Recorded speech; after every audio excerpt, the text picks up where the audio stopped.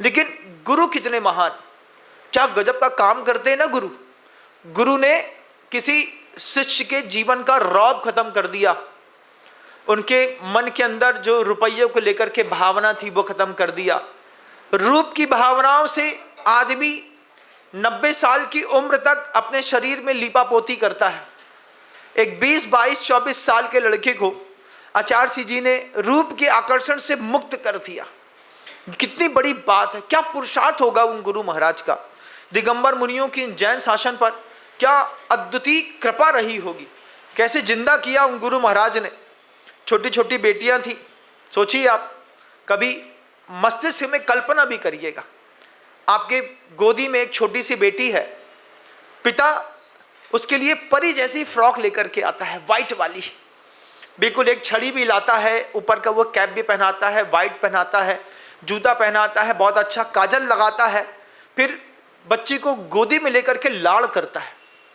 लाड़ करने के बाद बार बार कहता मेरी बच्ची, कितनी बार चुम्मी देता है, सुबह से लेकर शाम तक। सोती रहती है तो पिता खाने के बहाने अपनी बच्ची को जरूर देख करके आता है। जब वो बच्ची बड़ी होती है, अच्छे अच्छे सूट के लिए जब कभी भी पापा से पैसा मांगती है, पिता ने कभी अपनी बच्ची से हिसाब नहीं मांगा होगा। दुनिया में लड़के से तो हिसाब मांगा होगा बाप ने, बेटी से कभी हिसाब नहीं मांगा। जब वो बेटी छोटी उम्र से भोलेपन के साथ बड़ी होती हो, बड़ी होकर के और धीरे धीरे धीरे धीरे 20, 18, 19 साल की उम्र में आती हो, एक दिन जब वो बच्ची अपने पिता से कहे कि मैं सफ़ेद साड़ी पहनूंगी और केशलोच करूंगी और पैदल चलूंगी, पिता के दिल पे क्या गुजरती होगी, कभी महसूस करिएगा इस बात को। हर पिता चाहता है मेरी बच्ची सुंदर दिखती है, मैं इसकी बहुत अच्छे घर में शादी करूंगा।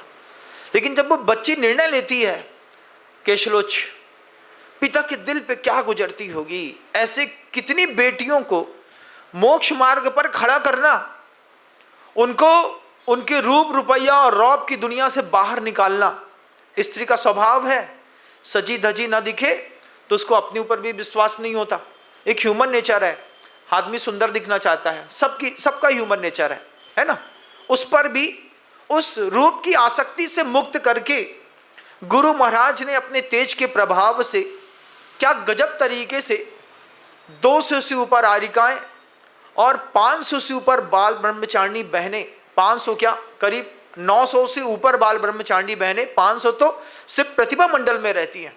इसके अलावा सफ़ेद ड्रेस पहन करके जो ब्रह्मचारिणियाँ हैं, इनके परिवार के एक एक पिता के दिल के दर्द को संभालना, उसके बाद उनके परिवार के लोगों को भी मार्गी बनाना, उनको संयम का व्रत देना, उनको भी 2 प्रतिमा 5 प्रतिमा के व्रत देना, उनको भी धर्म से जोड़े रखना, उसकी साफ सुथरी कन्या को उठा करके मार्ग में स्थापित करना। कोल्हू के बैल के जैसे लगातार वो एक धुरा पर ऐसे घूम करके लगातार मेहनत करते रहे। बार बार अमरकंटक, बार बार बीनाबारा, बार बार चंदगिरी, बार बार रामटेक, बार बार तिलवारा घाट, बार बार दौड़ करके बीनाबारा चले गए। बार बार गुरु जी के साथ रह करके 20 साल गुरु जी के साथ रहा, सिर्फ 5 क्षेत्रों पे 20 साल निकल गया। बैल के जैसे घूम रहे हैं गुरु महाराज। धर्माय तनु विमोचन की परिभाषा सार्थक कर रहे हैं, धर्म के लिए शरीर को छोड़ रहे हैं।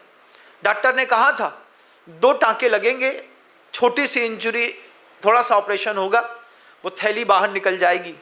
आचार्य जी कहते हैं मेरी 58 साल की साधना है, मैं अपनी देह खुशी खुशी छोड़ सकता हूँ, मैं अपना धर्म नहीं छोड़ सकता।